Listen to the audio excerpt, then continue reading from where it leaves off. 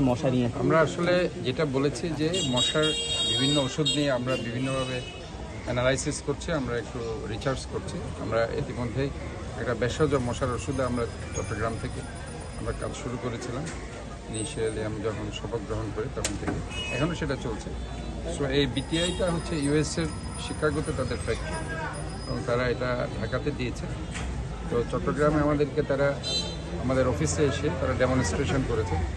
তো আমার মনে হচ্ছে এখানে আজকে তারা এই বিভিন্ন জায়গায় তারা আজকে পরীক্ষামূলকভাবে শহীদ শাহ রোডে এই খালগুলোতে তারা স্প্রে করছে এবং তাদের এটা সবচেয়ে বড় দিক হচ্ছে তারা যেটা বলতে চাচ্ছে শুধু মশা ছাড়া, মশার লার্ভা কিংবা তীর পাড়া ছাড়া অন্য কিছু মশার অন্য ব্যাঙাচির কোনো ধরনের ক্ষতি হবে না এবং অন্য অন্য মাছ আছে, অন্য প্রাণী আছে যেগুলো পানিতে থাকে তাদেরও কোনো ক্ষতি হবে না। এই যে অ্যাডভার্স রিয়েকশন, এটা মূল কারণ তারা যেটা